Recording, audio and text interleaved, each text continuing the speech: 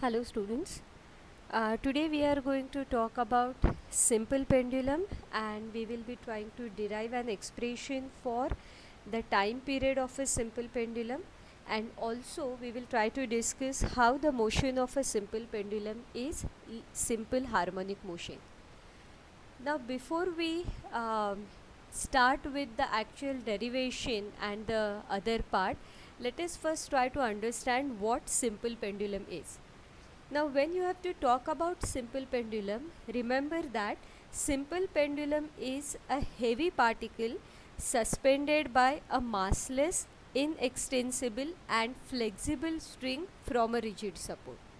Now when you have to talk about a practical simple pendulum, the one which we use in the lab, then it is a pendulum which is a small sphere suspended by a light inextensible string from a rigid support. Now when this simple pendulum is pulled to one side from the equilibrium position and released, the pendulum swings in a vertical plane under the influence of gravity. This pendulum, it begins to oscillate about its mean position, and the motion of the pendulum is periodic and oscillatory motion. If the pendulum is displaced through very small angle, let the angle be theta, then this pendulum will perform simple harmonic motion. Now when you are going to derive the expression for time period, we should first understand certain things about the pendulum, that is what is the length of the pendulum. Now when you talk about length of the simple pendulum, remember that it's a distance between the point of suspension and center of gravity of the bob, and that particular distance is called as length of the simple pendulum. Now here you can refer to the diagram. This diagram shows you the diagram of a simple pendulum which is tied to, this is a small sphere which is a heavy sphere tied to a rigid support by means of an inextensible flexible string. Okay.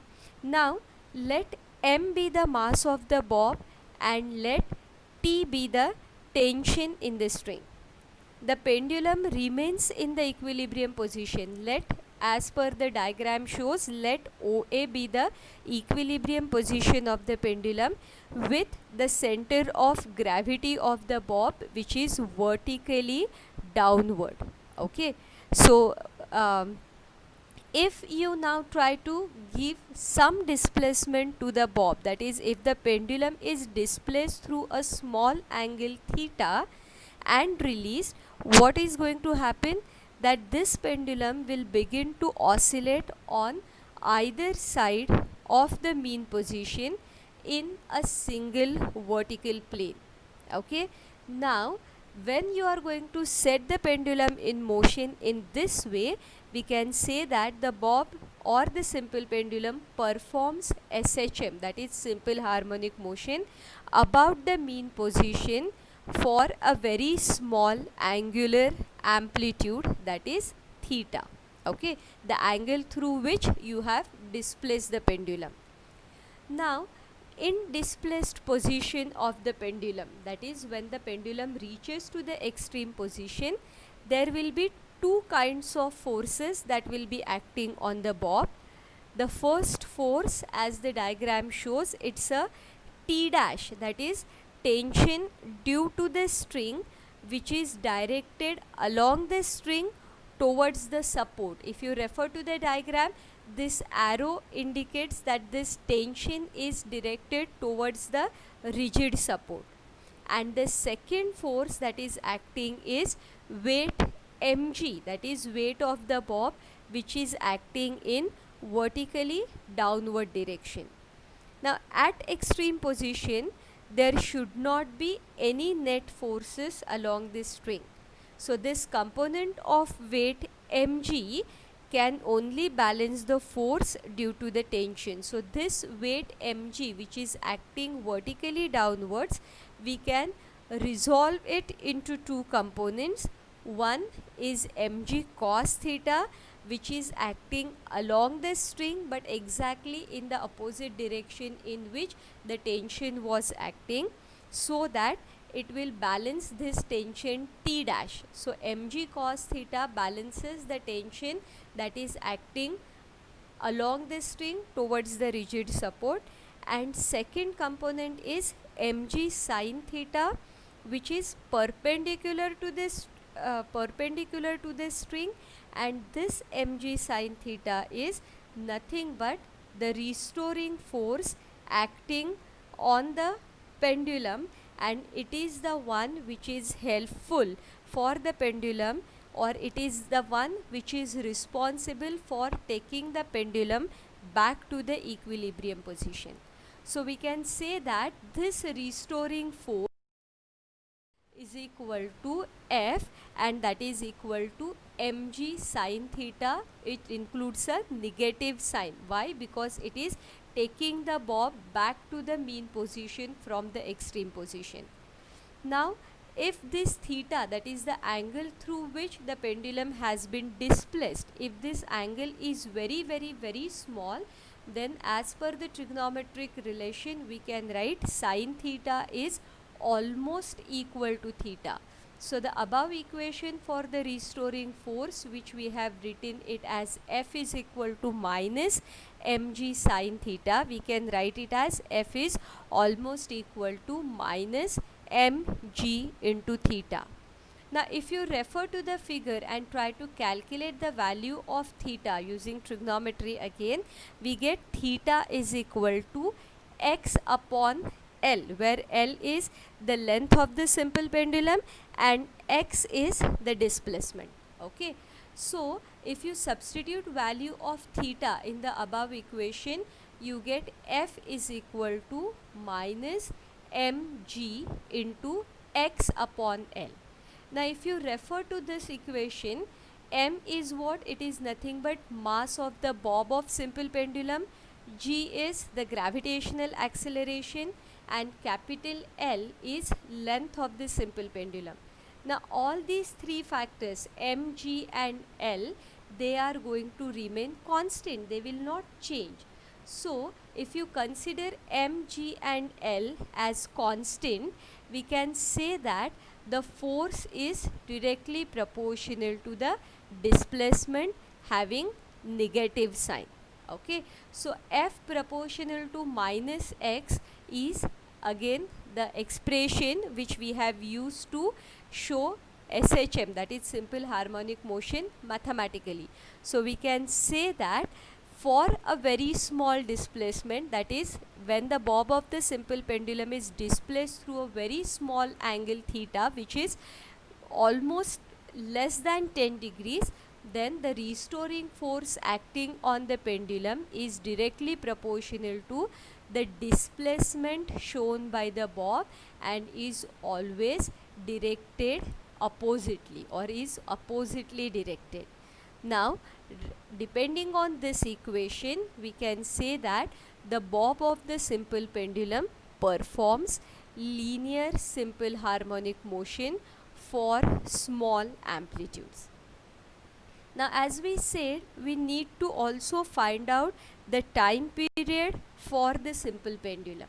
Okay, now we all know that the time period of the oscillations of a pendulum is given by t is equal to 2 pi by omega, and this omega we can write it as 2 pi upon square root of acceleration per unit displacement. In the earlier videos we have tried to get a very clear cut idea about what omega is. So referring to that particular idea of omega, we can write the time period of simple pendulum as t is equal to 2 pi upon square root of acceleration per unit displacement.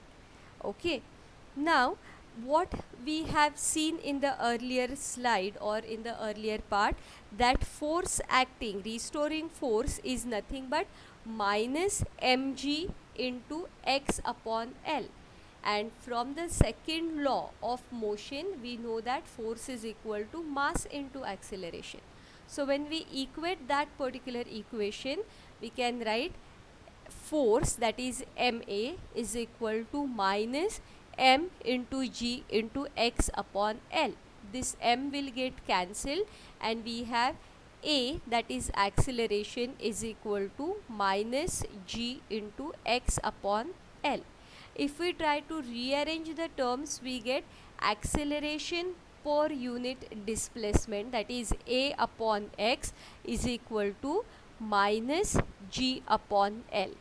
If we consider only magnitude, that is if you take the absolute value into consideration, then acceleration per unit displacement will be equal to g upon L.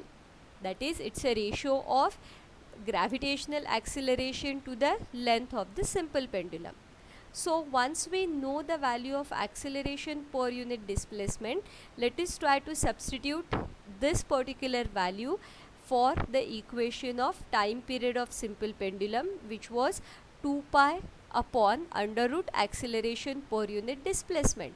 And what we have, acceleration per unit displacement, is g upon L. So substituting this particular value in the equation for time period of simple pendulum, we can have the actual expression for time period of simple pendulum as t is equal to 2 pi under root L upon g. Okay, so this particular equation gives us the expression for time period of a simple pendulum. Okay, now depending on this particular equation, that is t is equal to 2 pi under root L upon g, we can conclude certain facts for a simple pendulum, and which we can write or which we can state as laws of simple pendulum. So let us try to understand what are these laws of simple pendulum. If you refer to this equation, 2 pi here is a mathematical constant. L is what? It is length of the pendulum, and g is the gravitational acceleration. So depending on or referring to this equation, we can say that the time period of simple pendulum is directly proportional to square root of the length of the pendulum. I repeat, the time period of a simple pendulum is directly proportional to square root of its length. Also, the time period of simple pendulum is inversely proportional to square root of acceleration due to gravity.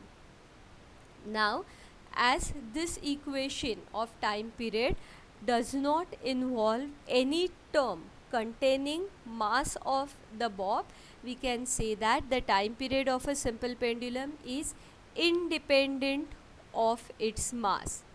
And at the same time, there is no term which involves or which talks about the amplitude. We can say that the time period is also independent of its amplitude, provided the amplitudes are very small.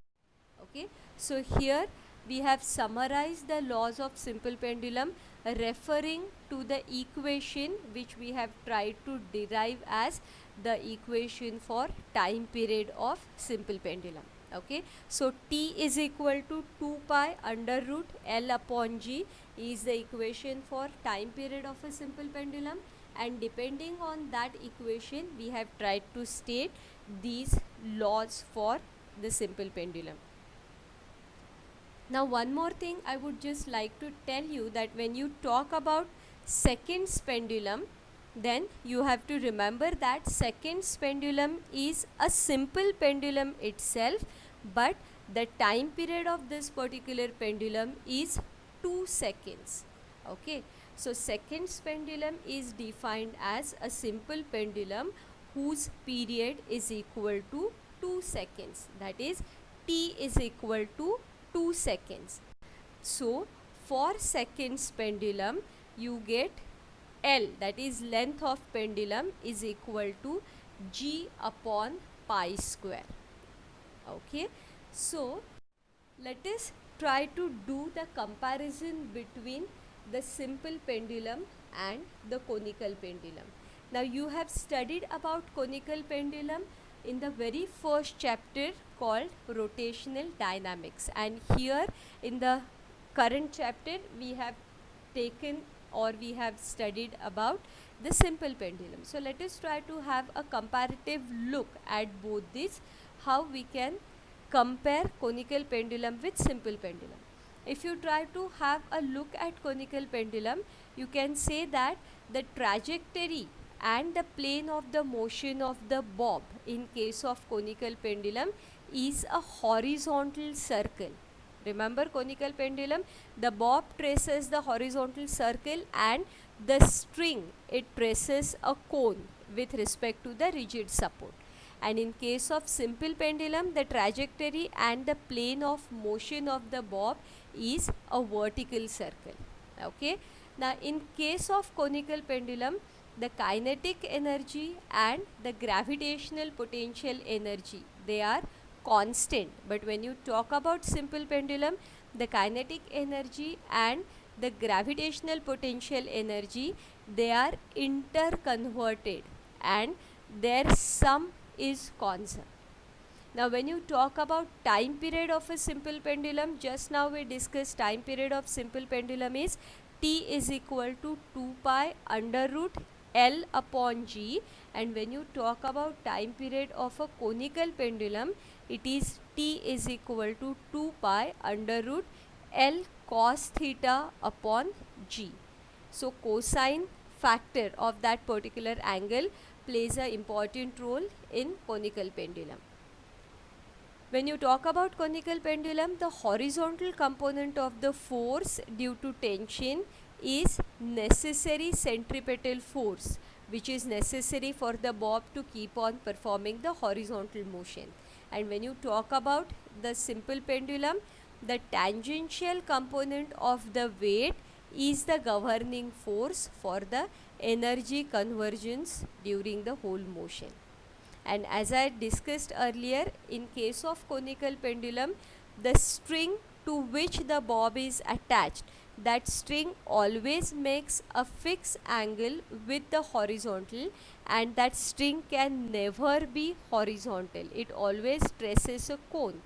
And for simple pendulum, if you give large amplitude, then the string can be horizontal at some instance, provided the amplitude with which the pendulum is going to oscillate is much large. Okay, so these are the 4 points which you can consider as a comparative study between the simple and conical pendulum.